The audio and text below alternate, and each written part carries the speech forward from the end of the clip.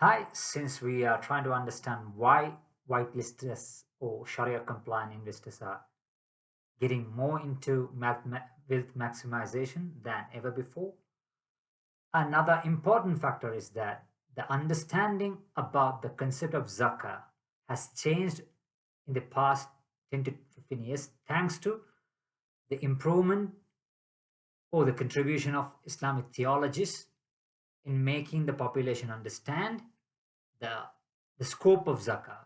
So, in simple terms, zakah is a mandatory charitable act, which almost all the Muslims are obliged to do, obliged to perform once a year, where they have to give away two and a half a percent.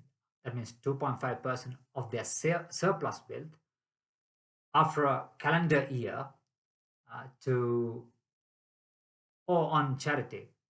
Earlier, uh, the earlier understanding about zakah was, you don't have to give zakah for property, the additional properties that you own, or a vehicle that you own, X, Y, Z.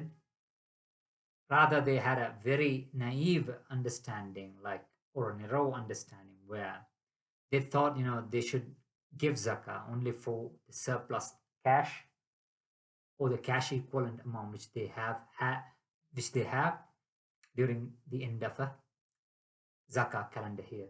However, thanks to the theological input, they have come to an understanding that zakah is applicable for almost all the surplus wealth. For example, if I own a house for my use, that house is excluded, and I don't have to pay zakah for that. If I own a vehicle for my very own use, yes, I don't have to pay zakah for that. But if I own an additional house, if I own an additional piece of land, I have to, or if I own an additional vehicle, then in such circumstance, during the end of each zakah calendar year, I have to pay 2.5% of the value of those additional assets which I was holding on to.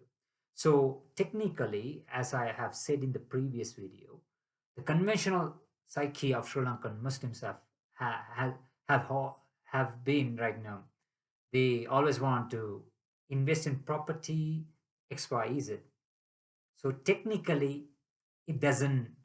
Uh, so after better understanding of zakah, it doesn't make any commercial sense because if you want a 10 million worth additional property, by the end of an year, you have to pay at least 250,000 bucks as zakah from that amount. It's typical wealth tax. So zakah is there to trigger growth, and Islam fundamentally believes assets are scarce. So either you have to use it for your best use, or you have to put it to the wall. You can't just hold it. So that's the idea. On top of that, it has shaped so many different. It has literally changed the psyche of local Muslims. For an example, so it always pushes the faithful to go for higher ROI investments. They have to work. They can't just hold on to their properties. They can't hold on to their additional wealth, be it gold or something. Now, if you own about 100 pounds of gold, by the end of the year, you have to pay 2.5 pound uh, of that as zakah. So ever since that, ever since the understanding of zakah has started increasing among local Muslims, we have noticed lots of local Muslim women who used to hold gold, they start to dispose their gold and started investing that money in something which could give them much higher returns. So these are sociological changes, which are socio-economical changes, which are happening within the Muslim community. For example, let me say that how it impacts me. For example, let me say that there are Sharia compliant banks, right? For example, if I have let me say 2 million or 1 million, there is a nisab level. There's a minimum threshold as well, which about which it is equivalent to about 10 pounds of gold, which is around, it varies depending on the gold rate, so it might be around 1 million or something. So if you have anything additional above that, in addition, than your what you consume, uh, then you have to pay zakah for that. So for an example, coming back to the point, if I have an FD, let me say that, or if I have a UT account, let me say if I'm having the FD, let me say a Sharia compliant bank, it's coming out and give me, let me say 11 to 12% return, annual return, and I'm holding about 1 million rupee in FD. By the year end, I'll be getting about 11, let me say 120,000 bucks in return. But by the end of the year of the calendar year, Zakah calendar year, I have to pay 2.5% of that 1 million as well.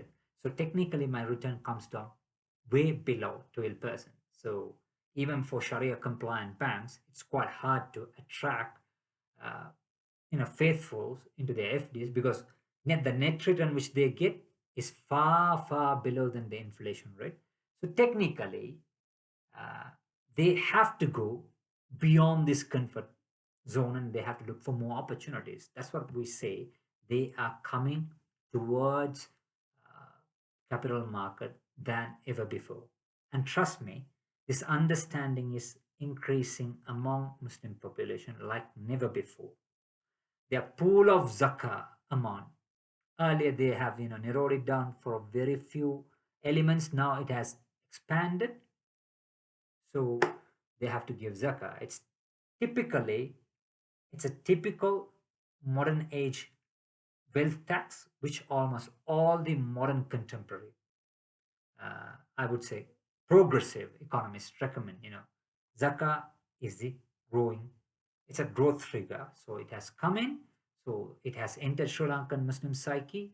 So whether they like it or not, they have to pay zakah as a faithful individual. No organization or institution is there to implement these rules. These are voluntary things. You have to do it. So these matters are really pushing them to look for Sharia compliant, higher return investment opportunities.